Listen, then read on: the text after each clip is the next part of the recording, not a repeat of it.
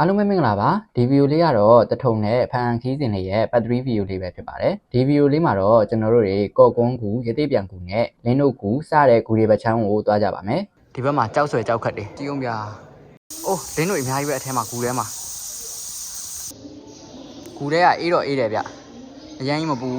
ကူနိုင်ရန်တွေကြောက်တုံးကြောက်ဆွဲတွေကဘယ်လောက်တောင်လှနေမလဲဆိုတာကိုကျွန်တော်တို့နဲ့အတူတူလိုက်ကြည့်လိုက်ပါအောင်နော်ဒီနေ့ကျွန်တော်တို့တွေကော့ကွန်းကူတို့ရသေးပြန်ကူတို့ဂူတွေကိုအရင်ဆုံးရှောက်လဲကြမယ်ပေါ့နော်အဲ့ဒီဂူတွေကကျွန်တော်တို့သွားတဲ့လမ်းအတိုင်းပဲပြန်ပြီးတော့သွားရမှာပေါ့နော်ကျွန်တော်တို့လာခဲ့တဲ့လမ်းပေါ့နော်တန်လင်တရားပြန်ကူရမှာအခုကတော့ကျွန်တော်တို့ကန်နာလမ်းအတိုင်းပဲသွားနေရဖြစ်ပါတယ်ဒီဘက်မှာကန်နာလမ်းဒီနေ့ကဂူတွေလဲမယ်မနက်ဖြန်တောင်တက်မယ်ကဲကျွန်တော်တို့လူလိုက်ကြည့်လိုက်ပါအောင်နော်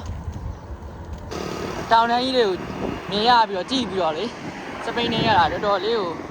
မိုက်တယ်ဗျာတော်တော်လေးလှရဗျာဖန်မျိုးอ่ะ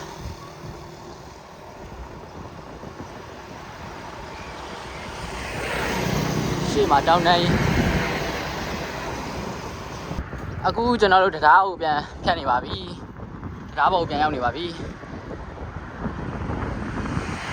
ဒါကူပြီးတော့ဟိုဘက်ဆက်သွားမယ်ဗျာ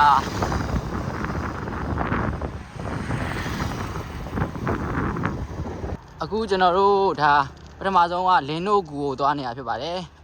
တရားစင်စင်ချင်းလမ်းပေါ့နော်လမ်းကကျွန်တော် Google Map ကြည့်ပြီးတော့သွားနေတော့ဟုတ်ဒီလမ်းဟုတ်လားဟုတ်မဟုတ်လားတော့မသိသေးဘူးအထက်ကအိမ်လေးတွေ့မှာပဲမေးကြည့်လိုက်တော့မယ်ဗျာကျွန်တော်ဒီမှာ organic တွေ့နေပြီ organicမှာ organic တီးတယ် organic စားမယ်ဗျာဟောချုံနေရပဲအောက်မှာအများကြီးပဲဒီလင်းတို့ကူသွားရလမ်းမှာပဲဒီရွာလေးတော့မေးကြည့်ရမယ်ဗျာဒီလမ်းတော့ပိတ်ထားတယ်ကျွန်တော်ဘယ်လမ်းနေလဲတော့တေချာတော့မသိသေးဘူးဗျာ Google Map မှာလဲလင်းတို့ကူဝင်တဲ့လမ်းတော့ပြထားတယ်ဒါပေမဲ့လမ်းကြောင်းကမပေါ်ဘူးဗျာဆက်သွားကြည့်မယ်ဗျာခုတော့ organic စားလိုက်အောင်မယ်ဗျာ organic ဇီးသီးတွေကျွန်တော်တို့အဲ့နဲ့ထည့်ယူသွားပြီအဲ့လိုအောက်ကျနေတဲ့ဟာလေးကတော်တော်မိုက်တယ်တော်တော်စားလို့ကောင်းတယ် organic တွေဗျာ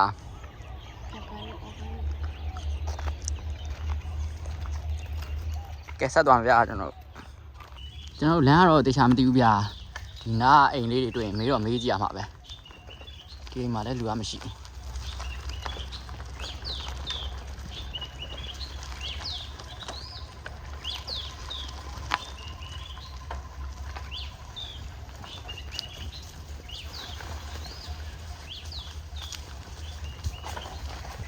ကျွန်တော်အခုဒီလမ်းကတော့တွန်းနေရပါဘောနော်စီးလို့လည်းမရဘူးဒါကျွန်တော်လမ်းမှားသွားတာဗျာဒီအိမ်နေမေးကြည့်တော့ဒီလမ်းလည်းသွားလို့တော့ရတယ်ပေါ့တင်ချိုင်ကုန်းတစ်ခုဖြတ်ပြီးရင်အဲ့ဒီသွားတဲ့လမ်းကိုပြန်ရောက်ပြီကျွန်တော်လမ်းဝင်လာတာမှားသွားတာဗျာဟိုဘက်တိုးဂိတ်ကနေပြီးတော့ကျွန်တော်တို့တိုးဂိတ်ဘေးနားလေးမှာတလမ်းရှိသေးတယ်တဲ့အဲ့ဒီလမ်းကနေဆိုရင်တန်းနင်းသွားလို့ရတယ်ဗျာကျွန်တော်တို့လမ်းကျော်သွားပြီးမှားသွားတာဒီဘက်ရောက်လာ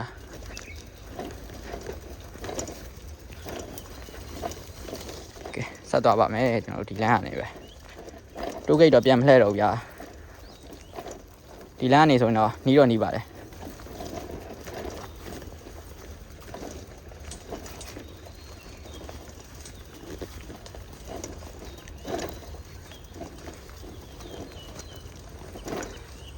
ကျွန်တော်ဒီလိုသွားပြင်အရှိမတင်ချိုင်းကုန်းတစ်ခုရှိတယ်အဲ့ဒီတင်ချိုင်းကုန်းကိုဖြတ်ပြီးရင်ဟိုဘက်မှာကားလမ်းပြန်ပေါက်နေပြီဗျ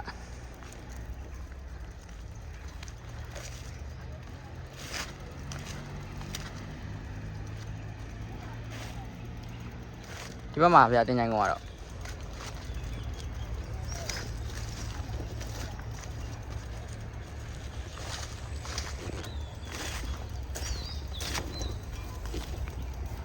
ကျွန်တော်တို့ဒီလမ်းကိုမတွေ့လိုက်ဘူးဗျာအဲ့ဒီဒါကျွန်တော်တို့ဒီဘက်မှာကားလိုင်းကြီးဗျာအဲ့ဒီတရားကူးမဲ့ကားလိုင်းအဲ့ဒီကားလိုင်းကြီးရဲ့ဒီဘက်ဘေးနေမယ်အဲ့ဒါကိုကျွန်တော်တို့ကြော်သွားတာဒီကူကဘာလဲလောက်တာအေးဟုတ်ပါဒီဘက်မှာဗျာ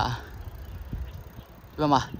ကြောက်ဆောင်ကြီး ဒီလိုဖန်ဘက်ကကြောက်တောင်ကြီးတွေပေါ့ကဲကျွန်တော်ဆက်သွားမယ်ဗျာကျွန်တော်တို့တူတူလိုက်ကြည့်လိုက်ပါအောင်နော်တန်းတန်းတိုင်းပဲသွားတာပေါ့နော်ဒီမှာဖားကက်ကြောင်ကြီးဒီကြောင်ကြီးတိုင်းပဲတန်းတန်းဝင်သွားမှာဖြစ်ပါတယ်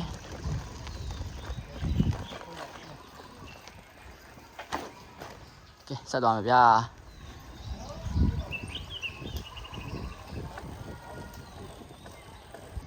ဒီလိုင်းရတော့တော်တော်လှဗျာခုနကဖုန်ကြီးကြောင်လေးကိုဖြတ်လာပြီးရင်ဒီဘက်မှာလင်းတို့ကူကျွန်တော်ဖန်ကိုအရင်တော့ရောက်ဖူးတယ်ဗျာဒါပေမဲ့ဒီလင်းတို့ကူဆိုတော့မရောက်ဘူး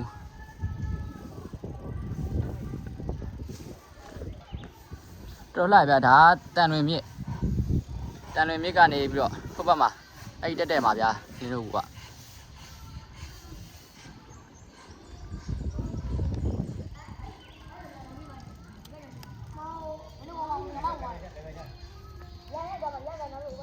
ကိုရင်လေးတွေဗျာဒီတိုင်းမှာတော့မှတွတ်ရမလားကျေးဇူးပါကိုရင်လေး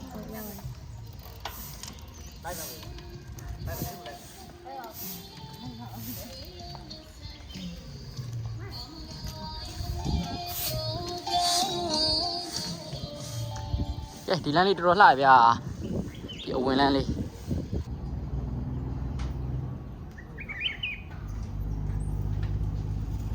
ဒီဘက်မှာတော့တန်တွင်နရာကြီးကျွန်တော်တို့ဖြတ်လာခဲ့တဲ့တန်တွင်နရာကြီးလင်းတို့ကူကတော့ဒီဘက်မှာပါရောက်ပါပြီအခုလင်းတို့ကူကတော့ဒီအနောက်မှာပေါ့နော်ဒီနောက်မှာရောက်ပြီကျွန်တော်တို့လင်းတို့ကူတဲ့ဆက်ဝင်မယ်ဆက်သွားကြည့်မယ်ပေါ့နော်ကျွန်တော်တို့အတူတူလိုက်ကြည့်လိုက်ပါအောင်နော်ဒီမှာလင်းတို့ကူပေါ့နော်ကျွန်တော်တို့ဟိုဖျားလေးပေါ်ကိုလည်းတက်လို့ရသေးတယ်ဗျာကျွန်တော်လှေကားနဲ့ပြီးရင်ဆက်တက်ကြည့်မယ်ဗျာလှေကားတွေရောတွေ့တယ်ပြီးမှဆက်တက်ကြည့်မယ်ကျွန်တော်တို့ဒီဘက်မှာတော့ဂူထင်တယ်ဂူတယ်ခဏဝင်ကြည့်မယ်ဗျာ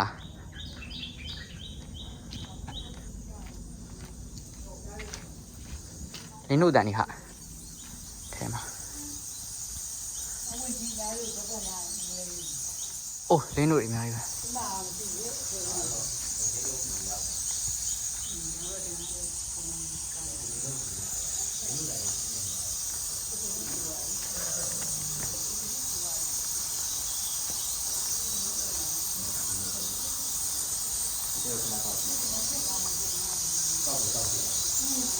ကြောက်တော့ကြောက်စရာကြီးဟုတ်တယ်အိုးလင်းတို့အများကြီးပဲအထဲမှာဂူထဲမှာအေးဟုတ်တယ်ဟိုမှာဓမီလေးနဲ့ကျွန်တော်ထိုးနေတာအဲ့လိုလို့ဒီမှာတော်တော်များတယ်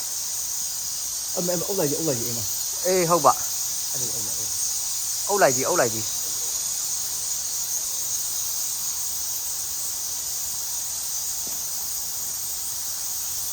နန်းနေတော့နန်းတယ်နော်အနန်းတော်တော်ဟိုဘက်တင်မှာရောပဲလုံးဝအမှောင်နေထဲမှာပဲဒီကောင်တွေကအောက်တင်မှာရှိတာဟုတ်ပါအေးဟုတ်ပါဟိုမှာအများကြီးပဲပြညက်နေအောင်အဲ့မှာအလင်းတို့ညဟိုအောက်ကိုထိုးကြည့်ပါလားအောက်တော့မရှိဘူးခဏလေးအဲ့ဘက်မှာမရှိတော့ဘူးဟိုမှာလင်းတို့ရလင်းတို့အများကြီးပဲဗျာလင်းတို့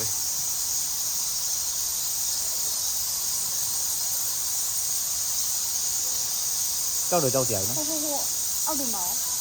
ကြွတ်တယ်ဒါမင်းကြောက်ကြရည်ဟာကဲစူညံတာပဲသွားကြမယ်ပြန်ထွက်မယ်ကျွန်တော်တို့ဖျားပေါ်တက်ကြည့်ပါမယ်ခုနကကျွန်တော်တို့ဂူထဲဝင်ပြီးတော့အခုဖျားပေါ်ခဏဆက်ပြီးတော့တက်ကြည့်ပါမယ်ဒီလှေကားလေးနဲ့တက်ရမှာဗျဟိုဖျားပေါ်လေးလမ်းတော့ရှိလောက်သေးတယ်လှေကားဟိုအပေါ်ထိတော့ထိုးထားတယ်ဆက်ပြီးတော့တက်ကြည့်မယ်ဗျာကျွန်တော်တို့အတူတူလိုက်ပြီးတော့ကြည့်လိုက်ပါအောင်နော်မြင့်နေဗျတော်တော်မြင့်နေအပေါ်ရောက်ရင်ဒီတန်လွင်မြစ် view ကြီးကိုကျွန်တော်ရိုက်ပြပေးသွားပါမယ်ဒီမှာဗျာကျွန်တော်တို့ဒီလှေကားနဲ့ဆက်တက်ရမှာဒီလှေကားပြင်ရောက်ပြီဗျာအပေါ်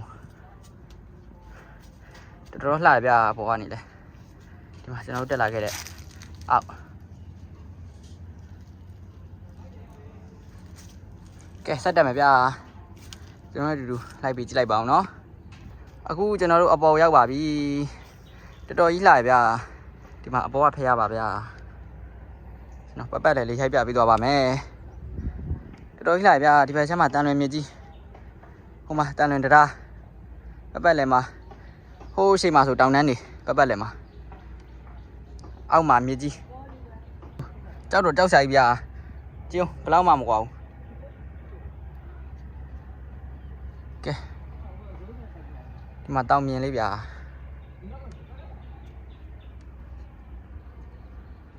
ဒါပတ်လေလေးဗျာတစ်ပတ်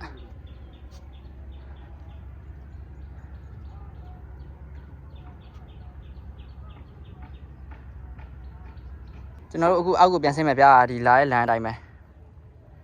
ဒီလှေကားလေးတန်လှေကားလေးအတိုင်းအခု8:40ဆိုတော့ကျွန်တော်တို့နောက်တစ်ခု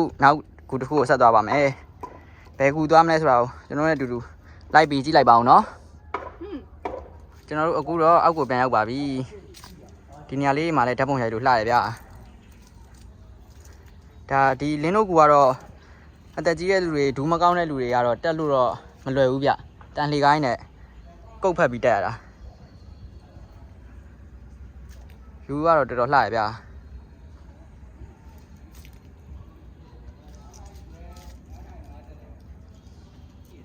ကဲကျွန်တော်တို့နောက်ထပ်ဂူတစ်ခုကိုဆက်သွားပါမယ်အားလုံးပဲကျွန်တော်တို့နဲ့အတူတူလိုက်ကြည့်လိုက်ပါအောင်နော်အခုကျွန်တော်တို့ကော်ကုန်းဂူကိုဆက်သွားနေပါပြီအချိန်ကတော့9:15လောက်ဖြစ်နေပြီပေါ့နော်ကော်ကုန်းဂူပြီးရင်ကျွန်တော်တို့ခုနကဟိုမှာအိမ်နေမှာမေးကြည့်တော့ကော်ကုန်းဂူပြီးရင်ရသေးပြန်ကူမှာလှေတွေပါစီးလို့ရတယ်တဲ့လှေလှော်လို့ရတယ်ပေါ့နော်အဲဒါကြောင့်ကျွန်တော်တို့ရသေးပြန်ကူကိုလည်းဆက်သွားမယ်ပေါ့နော်အရင်ဆုံးကတော့ကော်ကုန်းဂူကိုသွားမယ်ဗျာကဲကျွန်တော်တို့နဲ့အတူတူလိုက်ကြည့်လိုက်ပါအောင်နော်ဆက်သွားမယ်ဗျာကော်ကုန်းဂူဒီလမ်းတိုင်းဆက်သွားမှာပါလမ်းမှာဒီလိုဆိုင်းဘုတ်လေးလည်းရှိပါတယ်ဒီတန်းတိုင်းဆက်သွားမယ်ဗျာကော်ကုန်းဂူဆိုရင်တန်းရသေးပြန်ကူဆိုရင်ဒီလမ်းကိုကိုရမှာဗျကျွန်တော်ကော်ကုန်းဂူကိုရင်သွားမယ်ဗျာကဲဆက်သွားပါမယ်ကျွန်တော်တို့အတူတူလိုက်ပြီးကြည့်လိုက်ပါအောင်နော်ဂူထဲကိုကျွန်တော်ရိုက်ပြပြီးသွားမယ်ရောက်ရင်ဂူရဲ့အလှပတွေဖန်ရဲ့အလှပတွေကိုကျွန်တော်တို့အတူတူလိုက်ပြီးကြည့်လိုက်ပါအောင်နော်ဒီမှာတောင်တိုင်းမိုက်တယ်နေလည်းပူနေပြီမောတယ်ဗျာ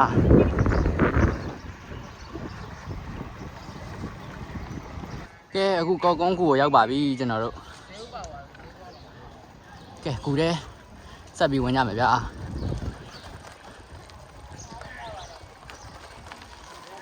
ဖျားဖူးတွေတော့များတယ်ဗျကျွန်တော်တို့ဒါကော်ကုန်းဂူတော့ရောက်ပါပြီ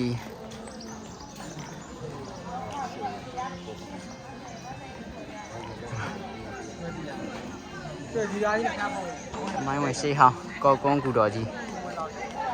ကဲဂူထဲကိုကျွန်တော်တို့ဆက်ဝင်ပါမယ်ဂူနံရံမှာဖျားတွေနဲ့ပေါ့နော်ဒီကော်ကုန်းဂူတော်က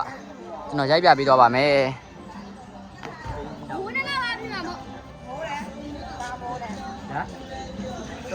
ုံးလုံးမဟုတ်ဘူးဦးခုံးတို့အဖွဲ့လူတော့နည်းနည်းများတယ်ဗျဒီနေ့ဒီလိုကူနေရမှာဖျားတွေဗျဒီလိုအပေါ်တွေမှာကဲကျွန်တော်လည်းအတူတူကော်ကုန်းကူကြီးတဲ့ကိုလိုက်ပြီးတော့ကြည့်လိုက်ပါအောင်နော်ကော်ကုန်းကူပြီးရင်ကျွန်တော်တို့ရသေးပြန်ကူဆက်သွားမယ်ဗျာ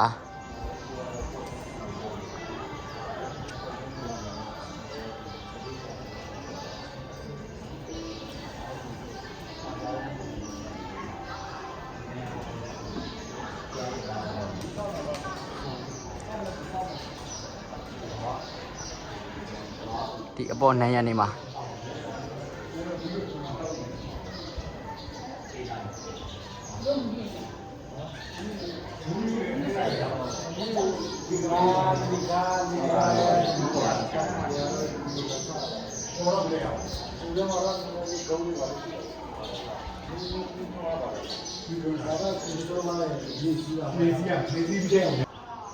ကော်ကုန်းကူကတော့ဟိုးဘက်အထဲထိဆက်ဝင်လို့တော့မရဘူးဗျ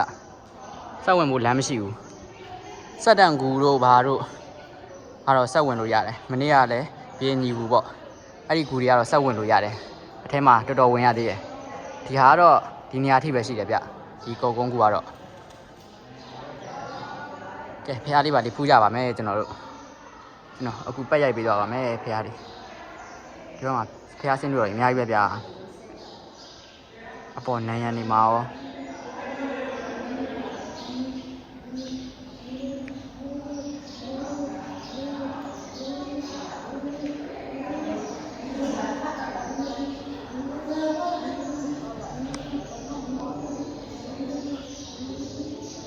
ကူထဲကအေးတော့အေးတယ်ဗျအရင်ကြီးမပူကျွန်တော်တို့စပိန်နင်းလာတော့ဒီနိုင်ရမှာဖះတွေ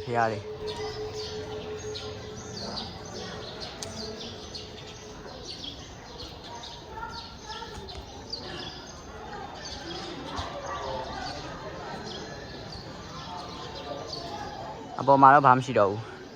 ပြန်ဆင်းမယ်ဗျာ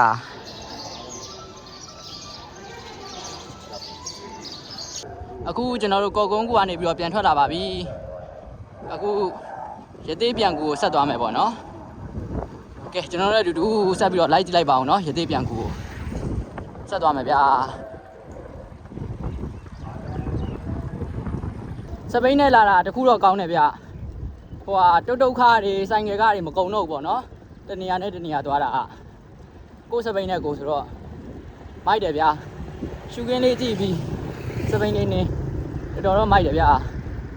တုတ်ခါမကုံတာနဲ့တော်တော်သက်တာတယ်စရိတ်ကလေကျွန်တော်တို့ကခီးရက်ရှည်ဆိုတော့အဲ့ဒါတော့သက်တာတယ်ကိုစပိန်နဲ့ကိုကကဲဆက်သွားမယ်ဗျာကျွန်တော်တို့အတူတူလိုက်ကြည့်လိုက်ပါအောင်နော်တောင်တန်းကြီးတွေကိုကြည့်ပြီးတော့စပိန်နဲ့ကတော်တော်လေးကိုမိုက်တယ်ဗျာဒီဘက်မှာရောရှေ့တက်မှာရောတောင်တန်းကြီး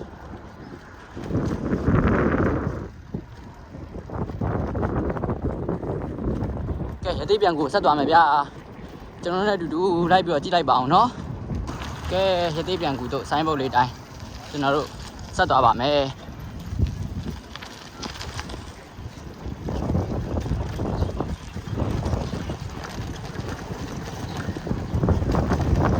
လမ်းကတော့နည်းနည်းဆိုးတယ်ဗျကျွန်တော်တို့road bike တွေကတော့နည်းနည်းချိုင်လေးတွေများတယ်မောင်တိန်တွေပါတွေအတွက်ကတော့အဆင်ပြေပါတယ်ကျွန်တော်တို့လိုဘိန်းသေးတဲ့သူတွေအတွက်ကတော့နည်းနည်းလမ်းကျန်းတယ်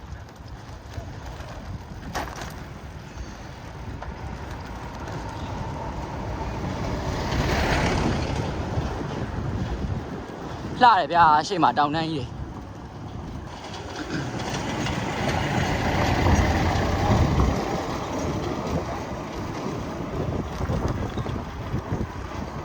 တော်တော်လေးလှတယ်ဗျာတောင်တန်းကြီးတွေမှာ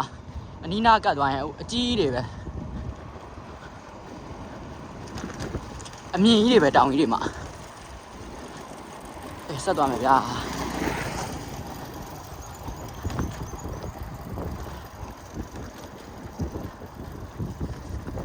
ရှုခင်းနေရတော့တော်တော်လှတယ်ဗျာဖန်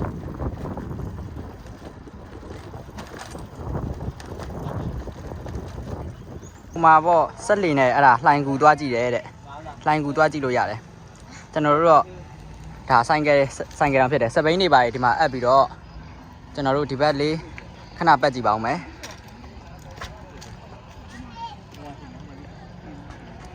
အပေါ်လဲတက်လို့ရတယ်ဗျဟိုမှာဒီအပေါ်လေးသူများကြီးတက်နေကြတယ်ပြီးရင်ကျွန်တော်တို့ခဏတက်ကြည့်မယ်အခုတော့သွားကြည့်ပါမယ်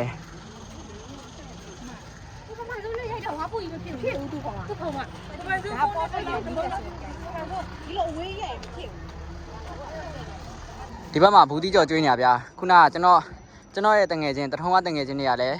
ဒီရသေးပြန်ကူရောက်နေတာတဲ့အဲ့ဒါနဲ့ကျွန်တော်တို့တွေ့ရင်းနဲ့ဘူးတီကျော်လေးပါလေးခဏစားကြမယ်ဗျာပြီးကြရင်ဒီအပေါ်လေးတက်ကြည့်မယ်ကဲတငယ်ချင်းဒါကတော့ဘူးတီကျော်ပေါ့နော်ဘူးတီကျော်အလှဒီမှာဝင်စားလို့ရပါတယ်ကျွန်တော်တို့အခုအပေါ်လေးခဏတက်ကြည့်မယ်ဗျာကျွန်တော်ရိုက်ပြပေးသွားပါမယ်လိုက်ပြီးတော့ကြည့်လိုက်ပါအောင်နော်အပေါ်လေးကိုဒီလိုလှေကားလေးကနေတက်ရမှာ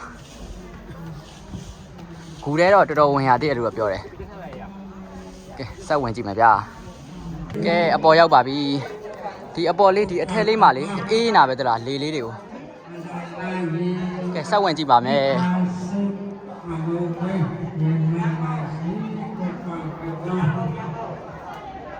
အထဲလေးကတော်တော်အေးတယ်ဗျာဒီအပေါ်လေးလည်းရှိတယ်ကျွန်တော်ဒီအပေါ်အရင်တက်ပြမယ်ဗျာ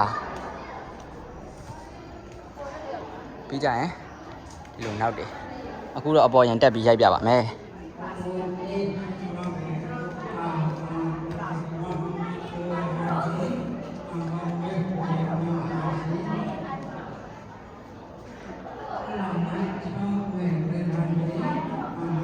အေးနာပဲဒီကကြောက်ကူတွေဆိုတော့အထဲလေးမှာ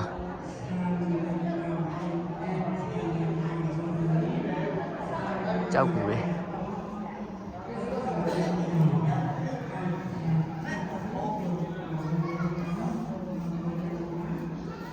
ဟိုနှစ်ယောက်ကတော့သွားပြီဗျကျွန်တော်ကဒီအပေါ်လေးရင်ရိုက်ပြပေးပါမယ်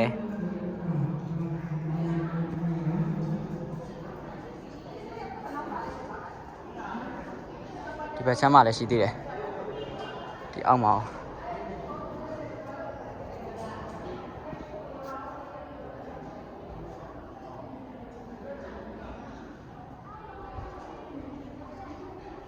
ဒီမှာဖျားတယ်မှာလားမသိဘူးနောက်ထပ်ဖျားတဆူ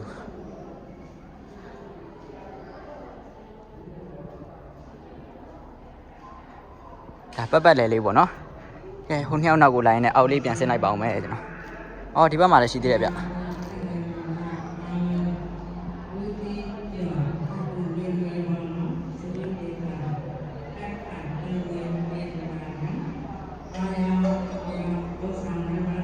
ဒီကနေပြန်ဆင်းမယ်ဗျာ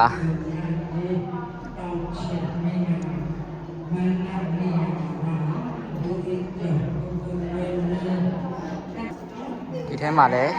ဖျားတဆူရှိပါတယ်ဒီထဲမှာကူကြီးပဲဒီထဲမှာလည်းကျွန်တော်ဆက်ဝင်ကြည့်မယ်ဗျာဒီဘက်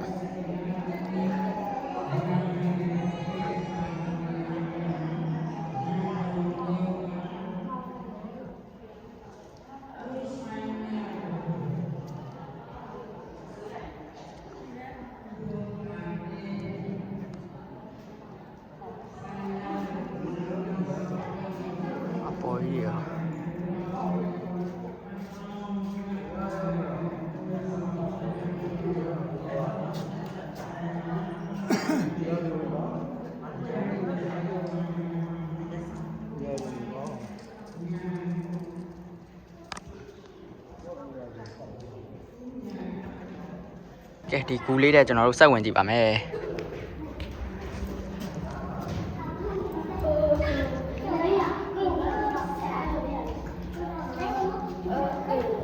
လူတော့များတယ်ဗျဒီနေ့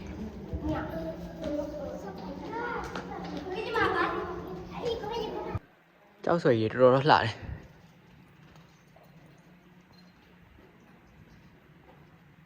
ဒီလိုတော့ဆက်သွားအောင်ဗျာကဲဆက်သွားကြည့်ပါမယ်နည်းနည်းအသက်ရှူကြတယ်လို့ဖြစ်တယ်ဟိုလမ်းလေးရတော့တော်မိုက်တယ်ဟိုမှာလဲကြောက်ဆွဲကြောက်ခတ်တယ်ကဲဟိုမှာအလင်းအောင်မြင်နေရပြီဗျာဟိုပေါက်မှာကျွန်တော်ဆက်သွားကြည့်ပါမယ်ဗျာ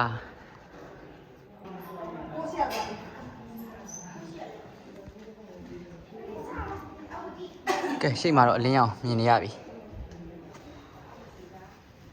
ဒီဘက်မှာလည်းကြောက်ကြီး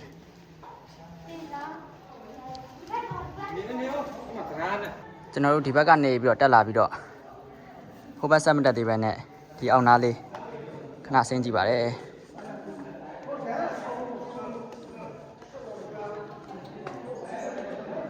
အိုးတော်တော်လှတယ်ဗျာမြင်ရတွေ့ရတာတွေကကြောက်စိမ်းတောင်ကြီးကြည့်ဒီမှာအများကြီးပဲအဲ့လိုကြောက်တုံးလေးဒီကြောက်တုံးလေးအများကြီးပဲက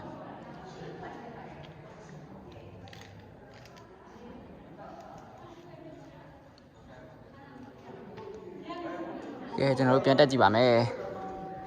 ကျွန်တော်ဟိုလေကားတိုင်းပြန်ထွက်မယ်ပေါ့နော်တော်တော်လှရဗျာနေရာလေးတွေကဒီဘက်မှာကြောက်ဆွဲကြောက်ခတ်တယ်ကြည့်အောင်ဗျာ ကြောက်ဆွဲကြောက်ခတ်တယ်ကဲကျွန်တော်တို့ဒီလှေကားတိုင်းဆက်တက်ကြည့်မယ်ဗျာ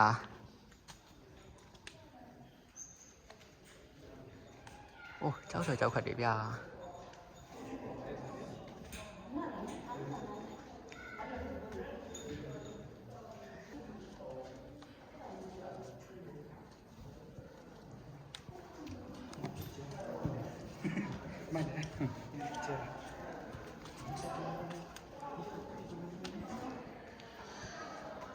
ဟိုး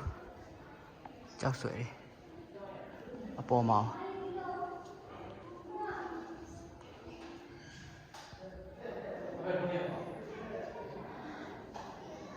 ဒီဘက်မှာဘာရှိသေးလဲမသိဘူး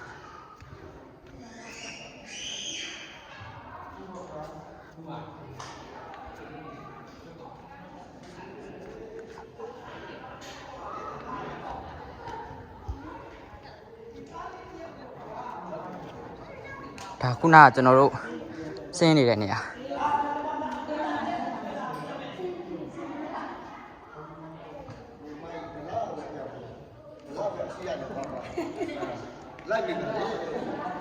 အော်ဒီအောက်ကနေပြီးတော့ကိုယ်ပတ်ပြီးတော့ဟိုလှေကားအဲ့ဒီလှေကားလေးကနေလဲတက်လို့ရတယ်ထင်တယ်ဟုတ်ပါကျွန်တော်ဒီလမ်းလေးကနေခဏသွားကြည့်လိုက်မယ်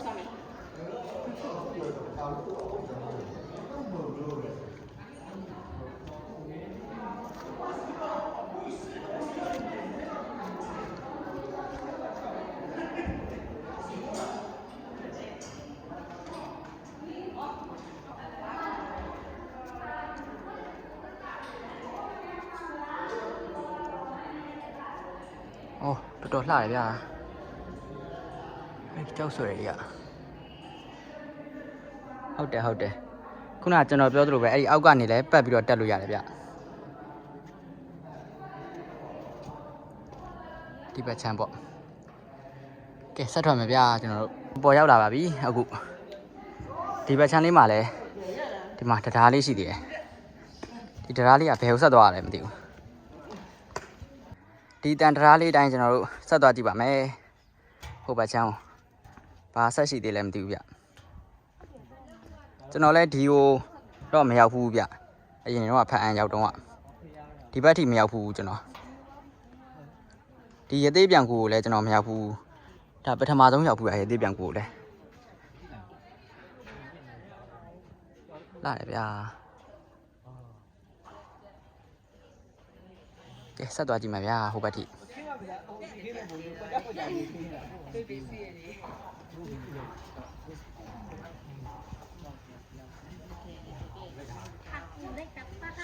အမလေးတန်ပြားတွေကပူတယ်ဗျာနင်းရလား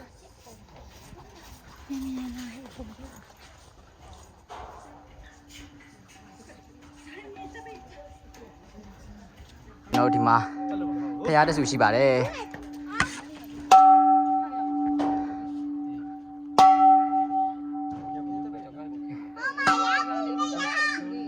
နင်းရတာတော့တော်တော်ပူတယ်ဗျာ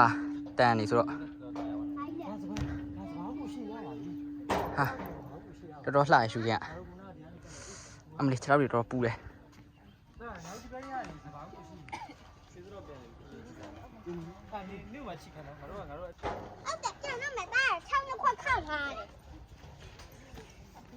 ဒီမှာဖျားတဆူရှိပါတယ်ဖျားဖူးလိုက်ပါဦးမယ်ကျွန်တော်တို့နေရတော့တော်တော်ပူတယ်ဗျာဒီမှာဂူကနေပြီးတော့ဂူရှိတို့လှေဖြင့်ပြန်လို့ပါကဆိုပြီးတော့ကျွန်တော်တို့အားကြောင့်ခဏတော့တွားကြည့်လိုက်မှာဗျာဒီလမ်းမှာပဲဗျအဲ့ဒီတရားလေးလမ်းမှာပဲကျွန်တော်တို့အပြန်လမ်းကိုဆက်မသွားတော့ပဲနဲ့ဒီအောက်ကနေပြီးတော့လှေစီးလို့ရရင်စီးမယ်ပေါ့နော်လှေစီးလို့မရရင်လည်းကျွန်တော်တို့ပြန်တက်ပြီးတော့ဒီလမ်းတိုင်းပဲပြန်မယ်ဂူကနေပြန်ထွက်မယ်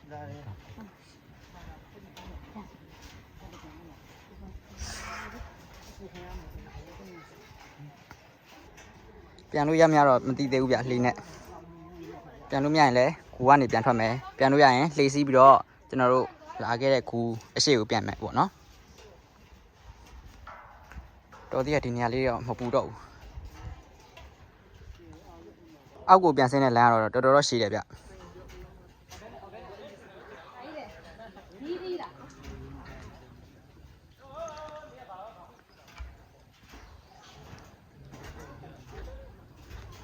ဘယ်ထိပေါက်လဲမသိဘူး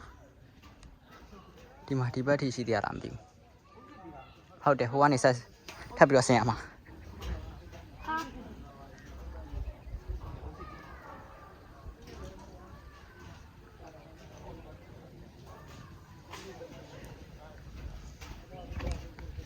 ချဲရီတော့ပူတယ်ဗျာဒီတန်တွေက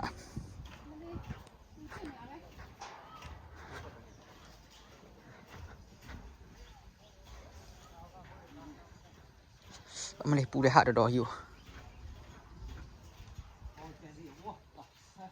တော်တော်တော့ဝေးတယ်ဗျာတော်တော်ကြံသေးတယ်ထပ်ပြီးဆင်းရအောင်မယ်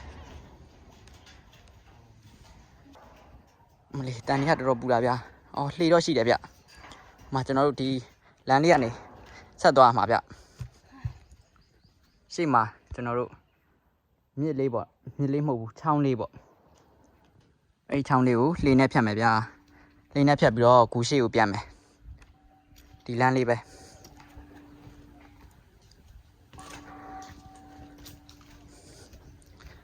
ဟိုမှာချောင်းရီရေးမယ်ဗျာအခုလောလောဆယ်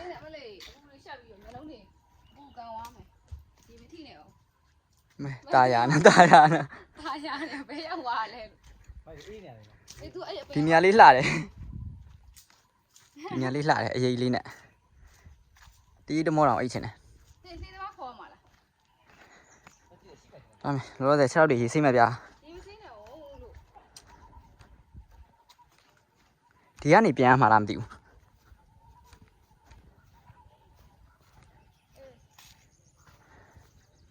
ဒီကနေပြန်ထွက်မှာလားမသိဘူးဗျာကျွန်တော်ကူတယ်ဖုန်းတော့ဆက်ကြည့်လိုက်အောင်မယ်ကျွန်တော်တို့လှည့်ရဗျာကျွန်တော်ဖုန်းဆက်ကြည့်တော့အဲ့ဒီဟိုရှေ့မှာလက်မှတ်ဖြတ်လာမှာတဲ့ပြီးတော့ဒီနေ့မထွက်ဘူးဆိုလားပဲသူပြောတာကျွန်တော်ပြန်တက်အောင်မယ်ဗျာအဝေးပဲခြေထောက်ပူပူနဲ့ပြန်တက်အောင်မယ်ပြီးတော့ဂူထဲပြန်ဖြတ်ရမယ်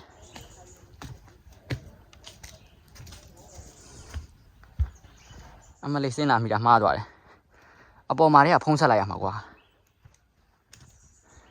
ပြန်တက်ကြမယ်ကျွန်တော်တို့အခုအဲ့ဒီတန်တရားကိုဖြတ်လာပြီးတော့ဂူထဲကိုပြန်ရောက်လာပါပြီအဲ့ဒီတကယ်လို့လှေနဲ့ဆင်းမယ်ဆိုလို့ရှိရင်ဖုံးတော့အပေါ်ထဲကအရင်တော့ကြိုပြီးတော့ဆက်လိုက်ပေါ့နော်အောက်ရောက်ခါမှမရလို့ရှိရင်ကိုကဆင်းနေပူပူကြီးနဲ့ဆင်းအောက်ရောက်ခါမှမရရင်ပြန်တက်အဲ့လိုမျိုးဖြစ်လိမ့်မယ်ပေါ့နော်ဖုံးလေးတော့အရင်ကြိုပြီးတော့ဆက်ကြည့်လိုက်ပါသွားလဲမယ်ဆိုလို့ရှိရင်အခုကျွန်တော်တို့ဒီဂူလန်းအတိုင်းပဲအပြင်ပြန်ထွက်မယ်ပေါ့နော်ကဲဆက်သွားပါမယ်ခုကျွန်တော်တို့ဂူအဝေါက်တော့ပြန်ရောက်ပြီဗျာကျွန်တော်တို့စပိန်နေပါကြီးသွားယူမယ်ဆင်းမယ်ပေါ့နော်ဒီကနေပြန်ဆင်းပါမယ်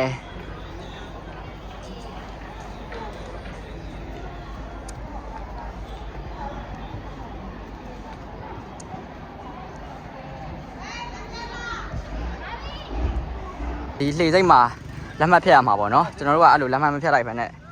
ဟိုကြမှာဖုံးဆက်လိုက်ဒီလိုဖြစ်သွားတာဒီမှာတဘာဝရေလှိုင်းကူလှေစိတ်ဒီမှာလှေဆိုရင်အတန်ကိုမကြားကျင်တော့ဒီမှာတဘာဝရေလှိုင်းကူတမတ်လှေစီးကြချိန်30မိနစ်လှေတစ်စီးကို1000ခွဲကျပ်5ဦးသာတင်ဆောင်တီးတဲ့ကဲဒီမှာဗျာ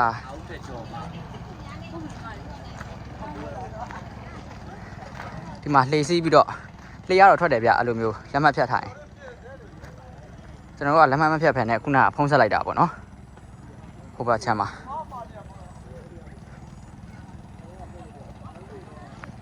ဒီကနေပြီးတော့ရေလှိုင်ကူသွားကြည့်လို့ရတယ်လှေတော့စီးကျင်တယ်ဗျာဒါပေမဲ့လူတော်များတယ်9ဖွဲ့လောက်ထပ်ပြီးစောင့်အောင်မှာတစ်ခါစီးရင်လည်းလှေက9ယောက်ပဲတင်တာဆိုတော့9ဖွဲ့လောက်ထပ်ဆောင်အောင်မှာဆိုတော့တော်တော်တော့ကြာသွားမှာဗျအားကြောင့်ကျွန်တော်တို့လှေတော့မစီးပြတ်တော့ဘူးဗျာဒီတစ်ခေါက်အခုကျွန်တော်တို့တဲတဲ့နေရာဝယ်ပြင်มาတော့မယ်ဒီနေ့တော့စောစောစီးစီးပြန်နားမယ်ဗျာကျယ်စင်ကလည်းဆက်ပြီးတော့မသွားနိုင်တော့ဘူးဆိုတော့ခြေစလုံးတွေနားနေပြီဆိုတော့ကျွန်တော်တို့ဒီညစောစောနားလိုက်မယ်ဗျာမနေ့ဖန်ကြမှာပဲကျွန်တော်တို့စက်တန်ကူတို့ဘာတို့နောက်လုံးတောင်ကြားတန်းတို့ဆက်သွားမယ်ဗျာဒီဗီဒီယိုလေးကတော့ကော်ကုန်းကူရတိပြန်ကူနဲ့လင်းတို့ကူစားတဲ့ကူတွေကိုလဲပတ်ခဲ့တဲ့ပတ်3ဗီဒီယိုလေးပဲဖြစ်ပါတယ်ပတ်4ဗီဒီယိုလေးမှာတော့ကျွန်တော်တို့တွေဇွဲကပင်တောင်တက်မယ် တောင်နှစ်ခုကြားထဲမှာလေကားလေးအိုးတော်တော်လှတယ်စက်တံကူနဲ့ကြောက်ကလပ်ဖျားကိုတွားကြပါမယ်ပတ်4ဗီဒီယိုလေးကိုလည်းအမြန်ဆုံးတင်ပေးသွားပါမယ်ခင်ဗျာအဆုံးထိကြည့်ရှုပေးတဲ့အတွက်အားလုံးပဲကျေးဇူးတင်ပါတယ်